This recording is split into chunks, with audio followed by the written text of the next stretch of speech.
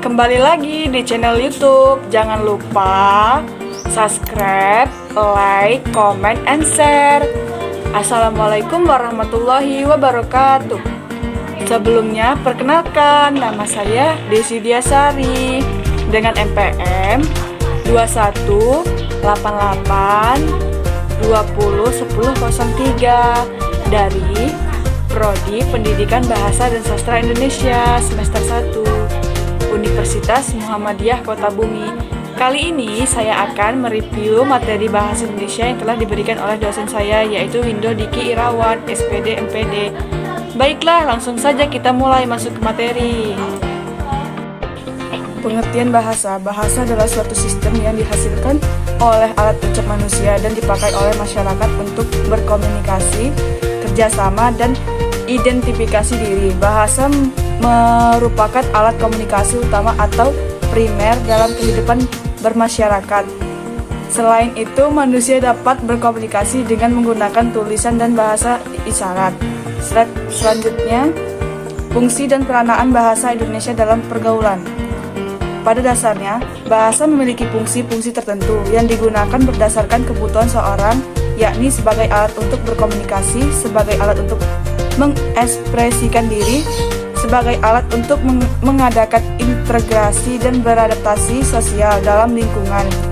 Bahasa Indonesia adalah alat mempersatu bangsa Indonesia yang memiliki banyak perbedaan baik dari segi suku, agama, ras, adat, istiadat, budaya yang masing-masing memiliki bahasa daerah tersendiri. Slide selanjutnya, makna bahasa Indonesia dalam pergaulan kehidupan sehari-hari. Dalam berkomunikasi sehari-hari, salah satu alat yang paling sering digunakan adalah bahasa, baik bahasa lisan maupun bahasa tulis. Begitupun dekatnya kita kepada bahasa, terutama bahasa Indonesia, sehingga tidak dirasa perlu untuk mendalami dan mempelajari bahasa Indonesia secara lebih jauh. Akibatnya, sebagai pemakai bahasa, orang Indonesia tidak terampil menggunakan bahasa, suatu kelemahan yang tidak disadari komunikasi lisan atau non-standar yang sangat praktis menyeblak. Slide selanjutnya, pengertian ragam bahasa. Ragam bahasa adalah bentuk bahasa yang bervariasi menurut konteks pemakaian. Ragam bahasa tidak berfungsi sebagai atribut tetap seorang pembicara.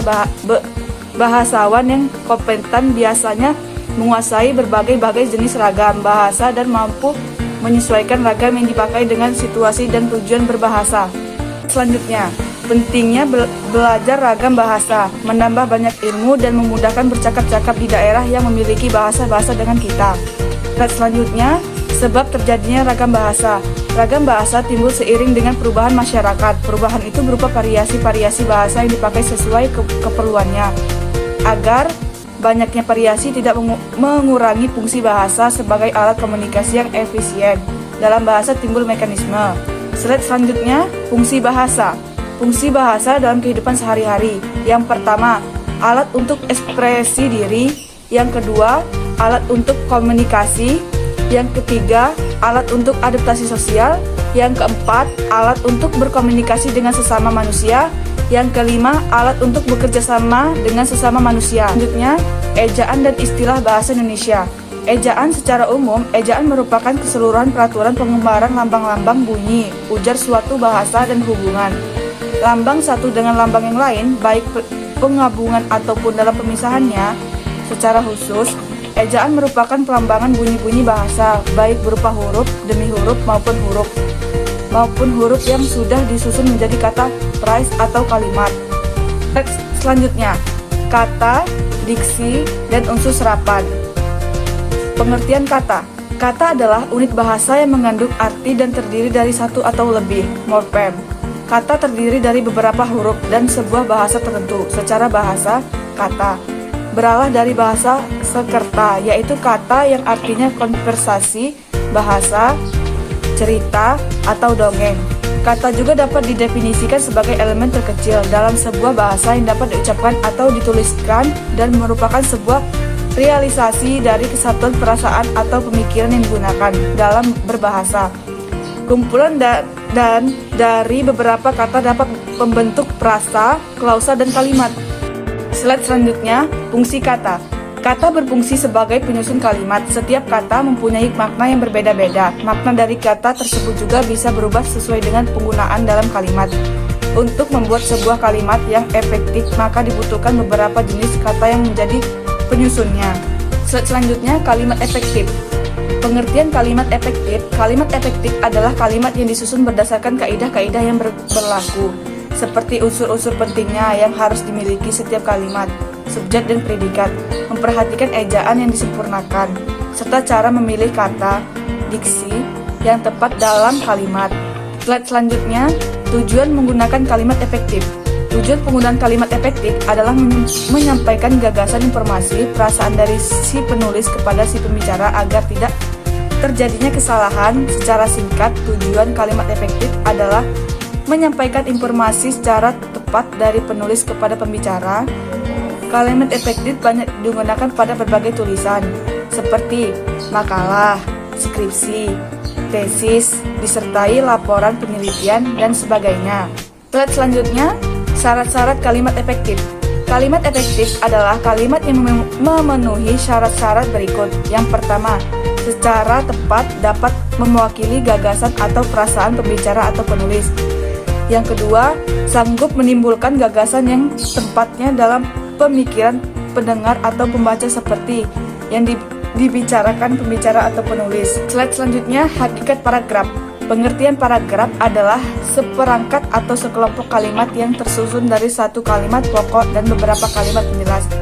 Yang dimaksud kalimat pokok adalah suatu kalimat yang bersisikan masalah atau kesimpulan dari paragraf itu sendiri. Slide selanjutnya, jenis-jenis paragraf. Yang pertama, paragraf narasi. Paragraf narasi adalah suatu jenis paragraf yang menceritakan suatu terjadinya atau suatu peristiwa berdasarkan urutan waktu. Paragraf narasi. Yang kedua, paragraf deskripsi. Paragraf deskripsi adalah paragraf yang isinya merupakan penggambaran dari suatu keadaan atau peristiwa menggunakan kata-kata sehingga pembicara seolah-olah ikut merasakan, melihat, dan juga mengalami langsung kejadian atau keadaan tersebut. Selanjutnya, paragraf deskripsi. Paragraf deskripsi adalah paragraf yang isinya merupakan penggambaran dari suatu keadaan atau peristiwa menggunakan kata-kata sehingga pembicara seolah-olah ikut merasakan, melihat, dan juga mengalami langsung kejadian atau keadaan tersebut. Slide selanjutnya, pengertian karya tulis ilmiah. Karya tulis ilmiah adalah suatu karya dalam bidang ilmu pengetahuan dan teknologi yang berbentuk ilmiah. Suatu karya dapat dikatakan ilmiah apabila proses perwujudannya lewat metode ilmiah. Karya ilmiah dapat disebut juga sebagai karangan ilmu atau laporan ilmiah. Slide selanjutnya, ragam dan jenis karya ilmiah. Ragam dan jenis karya ilmiah. Slide selanjutnya, kutipan langsung. Kutipan langsung yaitu penulis menulis apa adanya teks yang dikutip dan penulis tidak mengubah kata-kata atau ejaan yang digunakan dalam teks yang dikutip. A. Tata cara penulisan kutipan langsung kurang dari 4 baris. Slide selanjutnya, kutipan tidak langsung.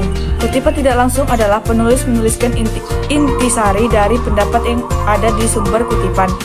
Berikut adalah cara penulisan kutipan tidak langsung. Yang pertama, gagasan yang dikutip diintegrasikan dengan teks. Yang kedua, jarak antar baris 2 spasi. Yang ketiga, tanpa penggunaan tanda kutip. Yang keempat, diakhiri dengan tanda kurang, buka, nama, singkat, tahun terbit, dan nomor halaman. Diakhiri dengan tanda kurang tutup. Pengertian surat resmi. Pengertian surat resmi adalah suatu surat yang digunakan untuk keperluan formal atau resmi oleh pihak-pihak tertentu, baik itu perorangan, lembaga, organisasi, atau instansi tertentu untuk saling berkomunikasi satu sama lain secara formal. Surat resmi dibuat dengan kaidah dan aturan yang ditentukan. Misalnya, penggunaan bahasa baku. Isi surat harus efektif dan jelas, dan dibuat dengan cermat sesuai keperluannya. Meskipun surat resmi sering digunakan untuk keperluan pribadi, surat resmi tersebut tetap dibuat sesuai dengan aturan tertentu. Salah satu contoh surat resmi yang digunakan secara pribadi adalah surat undangan pernikahan.